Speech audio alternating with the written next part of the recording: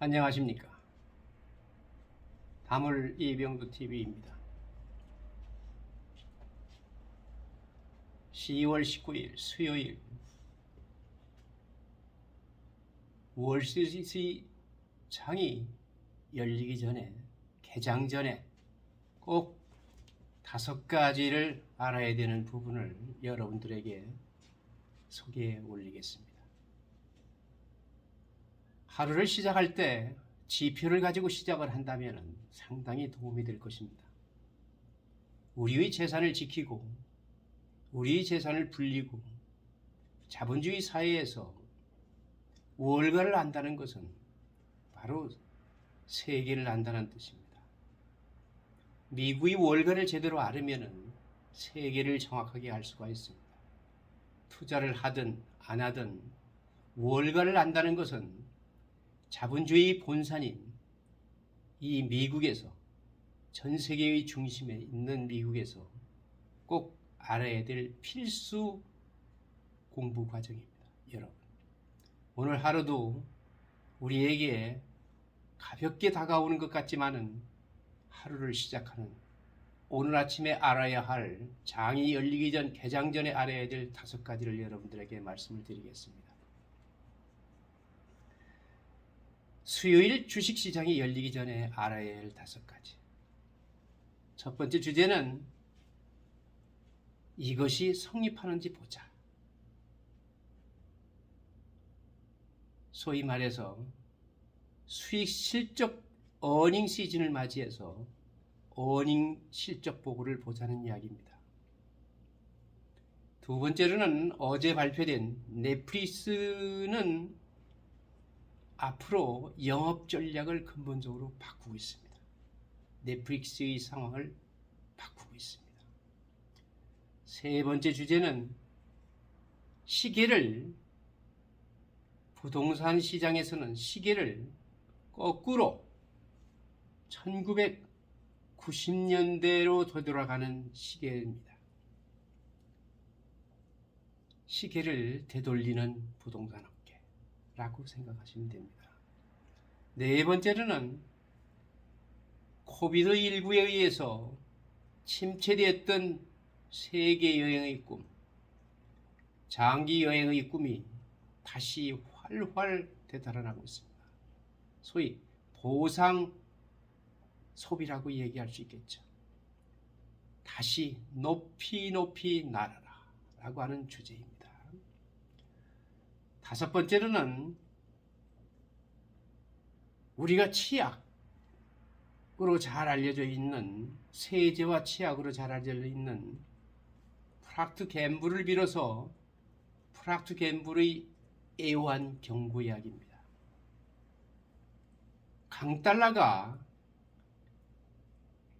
수입에는 유리하지만 수출에는 불리하다고 하는 이야기가 또 꼭 그렇지만도 않습니다. 그 PNG의 애환 경고에 대한 말씀을 드리겠습니다. 이상으로 5가지 주제로 여러분들에게 간단하게 설명해 드리겠습니다. 수요일 아침 맨 첫 번째 주제, 이것이 성립하는지 보자.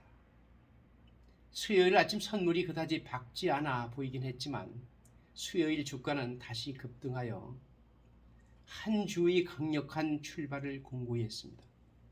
기술주 중심의 나스닥은 넷플릭스에 의해 부양될 것으로 보입니다.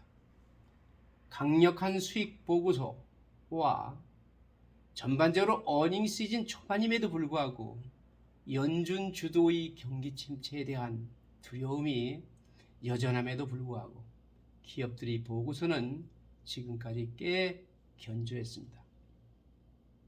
투자자들은 프락터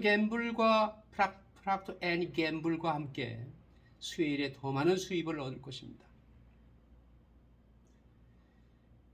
개장 전과 함께 IBM이 보고가 있을 테고, 또 폐장 후에는 테슬라에 대한 실적 발표가 있을 것입니다. 두 번째 주제인 넷플릭스는 상황을 바꾸고 있습니다.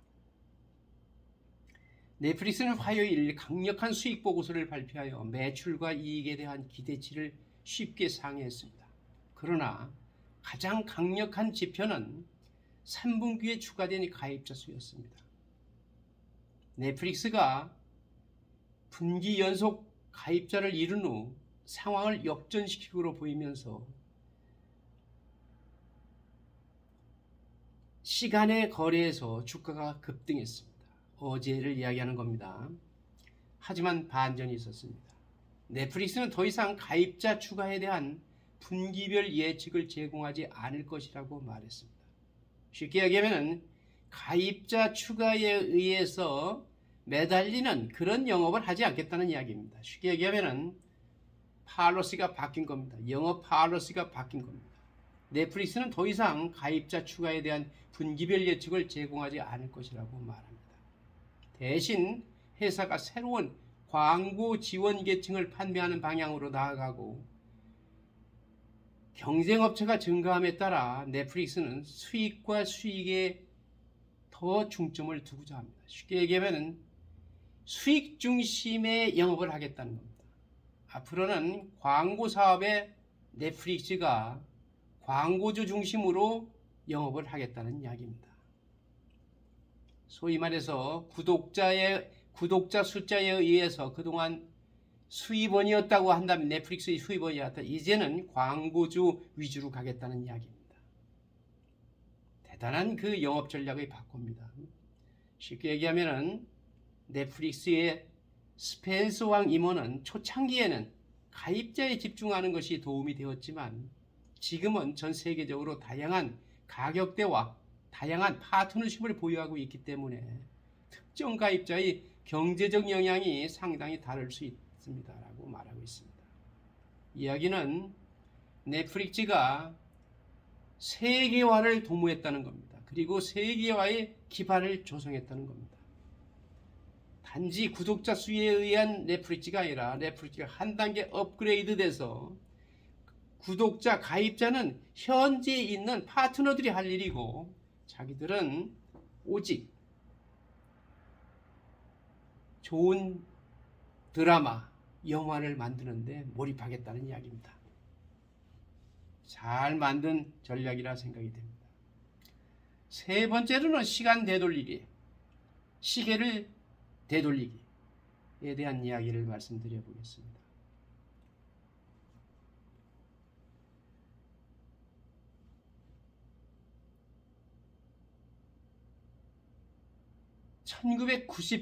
(1997년도로) 되돌아갑니다. 모기지 은행협회에 따르면 모기지 수요가 가장 낮았던 시점이 역사적으로 1997년이었습니다.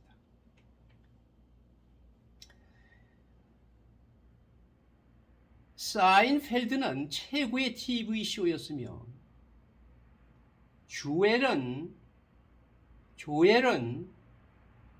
You Were Meant For Me로 음악 차트를 장악하고 있던 시기였습니다. You Were Meant For Me. 아마 기억하는 분들이 많이 있을 겁니다. 그리고 사인펠드에 대한 최고의 TV쇼도 여러분이 많이 사랑했었을 것입니다.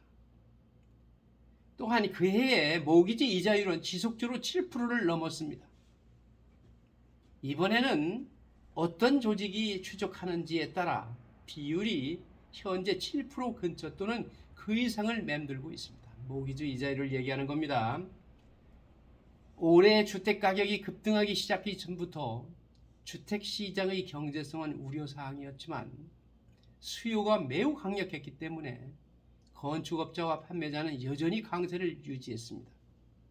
이제 판매자는 조금 더 신중해지고 있으며 구매자가 높은 모기지 연령 비율을 고정하기 위해 서두르지 않기 때문에 주택 건설업자의 심리는 부정적인 영역에 있습니다. 쉽게 얘기하면 모기지 시장이 상당히 전환점을 맞이했다.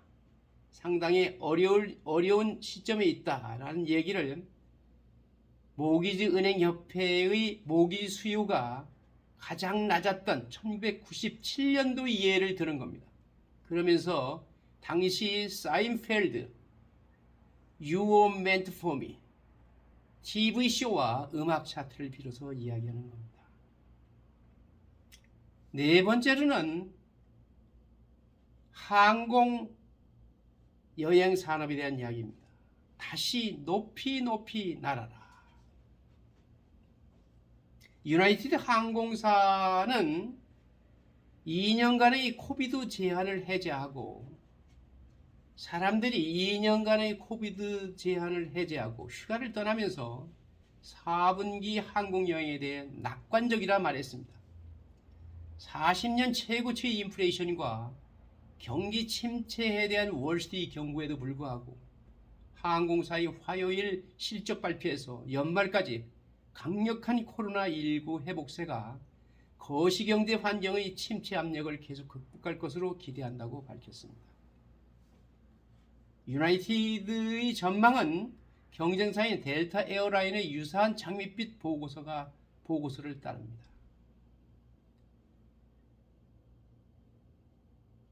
4분기 동안 이익을 예상했습니다.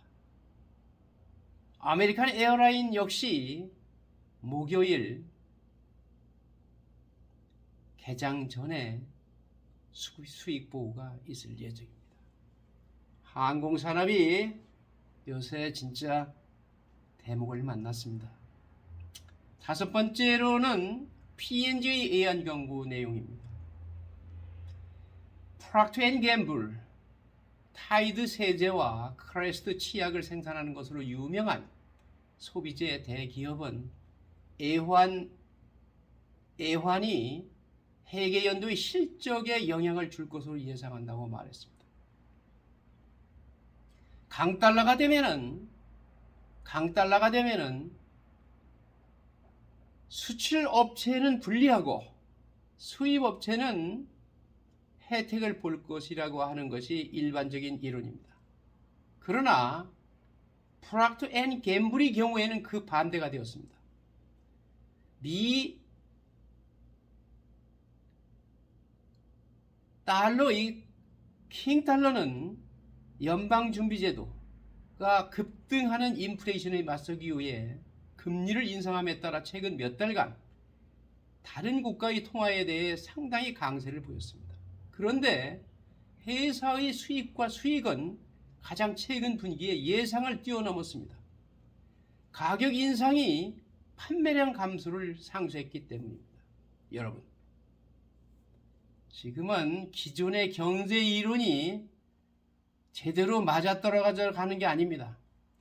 회사별로 구체적인 실적을 수익과 지출 꼼꼼히 따져봐야 하는 시대가 접었습니다. 프록터 앤 갬블의 경우에는 강달러에 의해서 수출 가격 인상이 판매량 감소를 상쇄했기 때문에 많은 이익을 내고 있다고 하는 이야기입니다. 여러분, 오늘 아침에도 역시 장이 개장되기 전에 5가지 말씀을 드렸습니다. 많은 도움이 되었으면 좋겠습니다. 감사합니다. 여러분이 공부하는 투자자 여러분의 마음이 바로 여러분이 재산을 지키고 미래의 여러분의 큰 기회가 되리라 믿으면서 항상 공부하는 자세를 견지해 주시면 감사하겠습니다. 대단히 감사합니다.